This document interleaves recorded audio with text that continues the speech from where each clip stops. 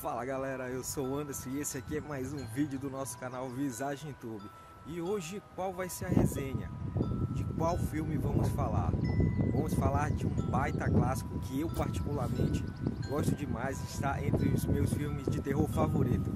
Vamos falar nesse vídeo sobre Bala de Prata.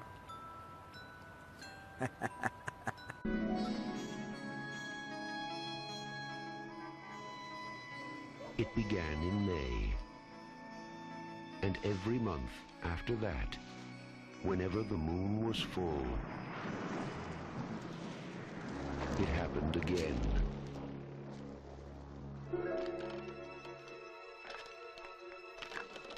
And again.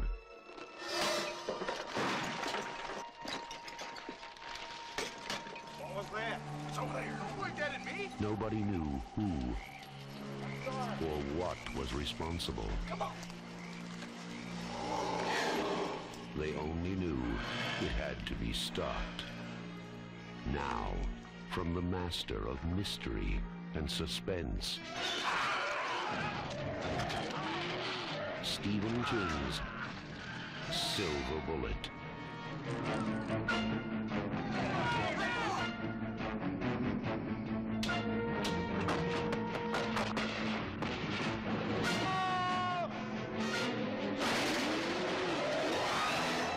Silver Bullet, the last glimmering hope.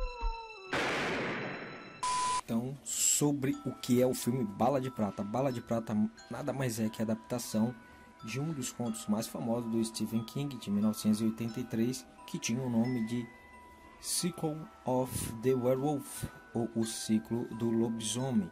Então, uma produtora pegou e fez a adaptação para o cinema desse conto, recebendo o nome de Silver Bullet, ou Bala de Prata. O filme se passa na primavera de 1976 em uma cidade fictícia no Maine, que é o nome que recebe praticamente a cidade de todos os contos do Stephen King, chamada Tucker's Mill. E é lá que o lobo começa os seus ataques. E não demora muito para surgir as primeiras vítimas, sempre nas noites de lua cheia. Então, primeiro é atacado um trabalhador da ferrovia da cidade, que é a sua primeira vítima, e logo depois começa uma sequência de desaparecimentos, de homicídios causados por algo que ninguém na cidade sabe, no caso as autoridades, os policiais. Então eles suspeitam que seja um serial killer que seja responsável pelos homicídios da até então cidade pacata, que não tinha problema com esse tipo de delito, vamos dizer assim. Então o bicho já começa a perder, um pouco a timidez dele, já começa a invadir casas e procurar suas futuras vítimas. Então, dentro desse cenário, nós somos apresentados a uma trinca de personagens que é bastante importante para o roteiro do filme, e eles pertencem à família Coslon, que é o Marty, a Jenny e o seu tio Red Coslon. Quem seriam eles? A Jenny é bastante importante porque ela cuida do irmão mais novo. Marty tem 10 anos de idade e ele é cadeirante. Jenny tem por volta de 15 anos e ela tem a incumbência, tem responsabilidade de cuidar do seu irmão. E essa personagem, ela narra todos os eventos que acontecem ali naquele período na cidade. Marty, tendo a limitação física por conta da paralisia das pernas, por ele ser um cadeirante, ainda assim é uma criança alegre, tenta fazer tudo que uma criança que consiga andar faz. Bala de Prata, por curiosidade, eles fizeram a adaptação para dentro do filme, é o nome carinhoso que recebe, que Marty deu à sua cadeira de roda, é Silver Bullet. Tem uma placa lá escrita, e essa cadeira de roda ela recebe um cuidado, recebe uma atualização feita pelo seu tio Red, que entende de mecânica, e ele consegue adaptar uma cadeira de roda a uma moto, fazendo uma espécie de motociclo para o seu sobrinho Martin. E essa cadeira vai ser muito importante por manter Martin vivo. A população perde total respeito e confiança nas autoridades, nas polícias do local.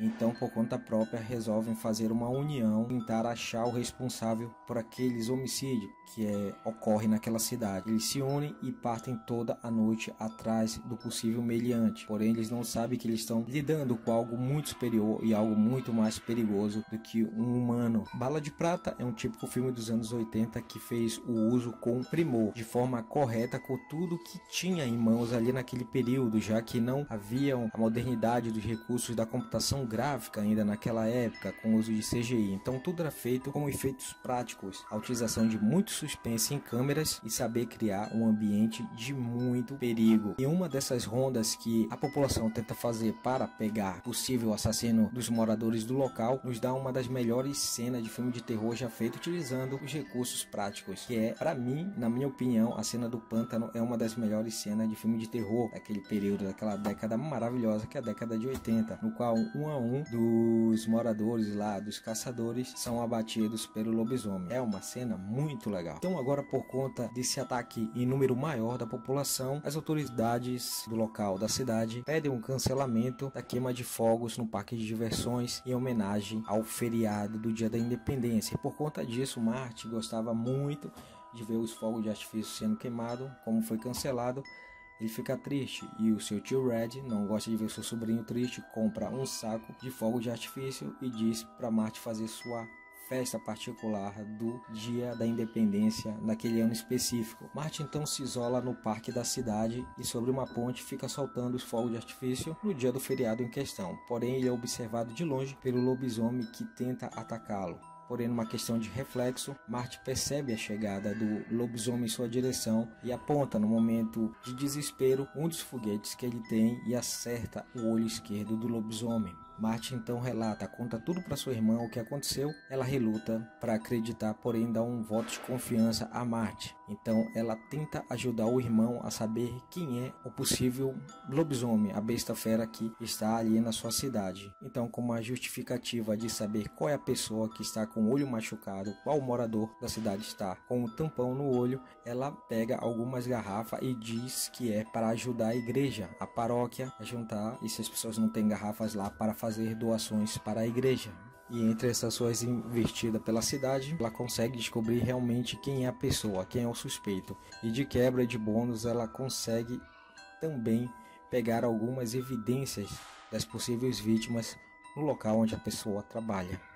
Porém, por outro lado, Marty tenta também cutucar a onça com vara curta, ou no caso, o lobisomem com vara curta. Ele tenta intimidar o lobisomem mandando cartas anônimas com conteúdos dizendo que seria melhor para a redenção da pessoa se ela fizesse algo para ajudar a cidade. Porém, o lobisomem em questão não gosta nada de ficar acuado, de ser ameaçado por uma criança, e ele tenta um ataque contra Marty. Marty consegue sair vivo desse ataque do lobisomem em questão. Então ele pede ajuda agora para o seu tio Red. E agora seu tio Red e sua irmã Jane bolam um plano para dar fim então à maldição que ronda a sua cidade. Marty e Jane dá 2 objetos de prata para que seu tio leve para uma espécie de oficina artesanal que fabrica objetos bélicos, no caso uma bala, e faça a confecção de uma bala de prata para que assim eles possam atirar e matar o lobisomem.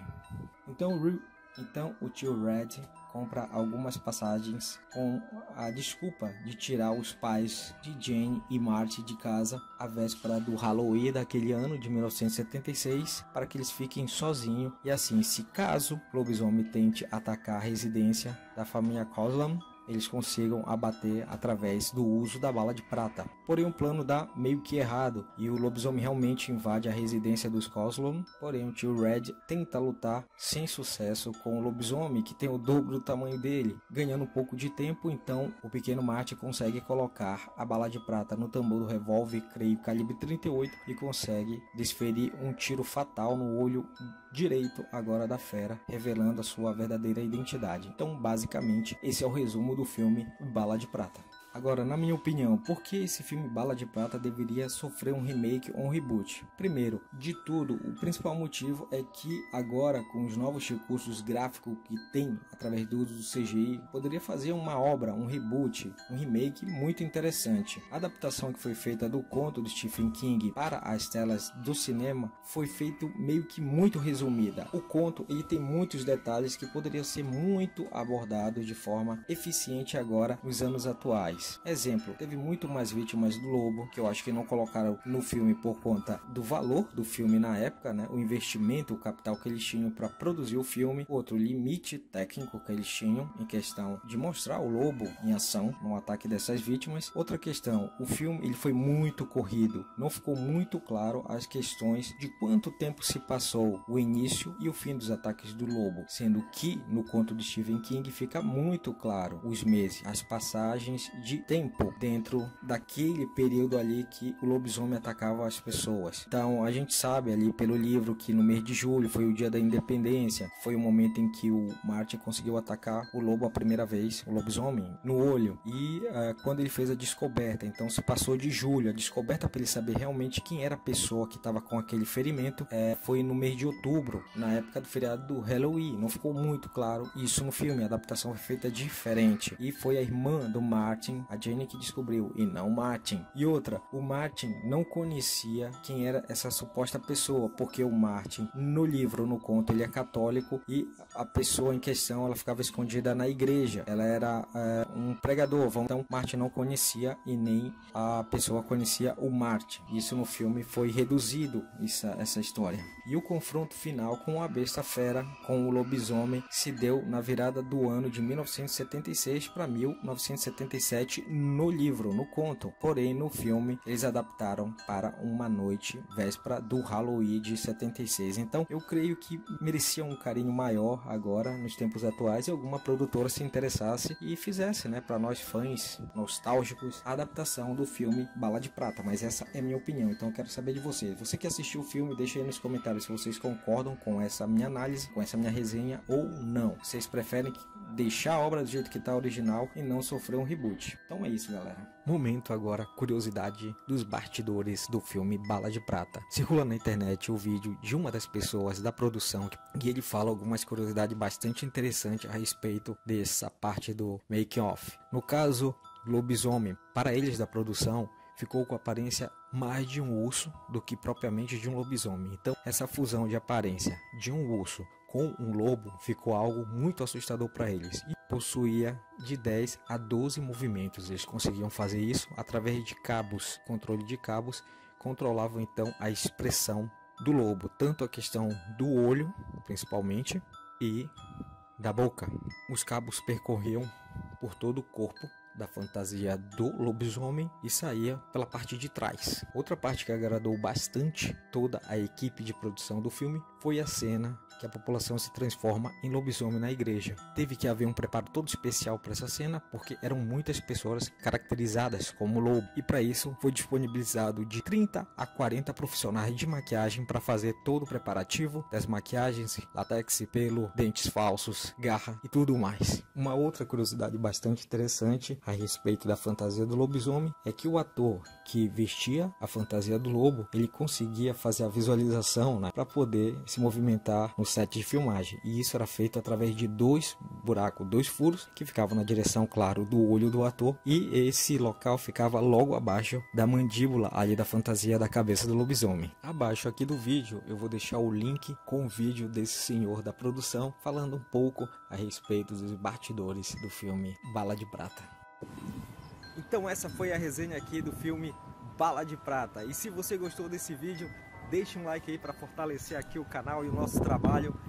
Se você não é inscrito no canal, inscreva-se no canal, não paga nada, e ativa o sino de notificações para você receber aí quando você estiver assistindo seu vídeo no YouTube, um novo lançamento aqui do canal Visagem Tube. Então é isso, muito obrigado novamente pela companhia de vocês de verdade, e eu vou embora, que é capaz de aparecer algum lobisomem por aqui, já está escurecendo, é o cair da tarde aqui. Então fui, galera.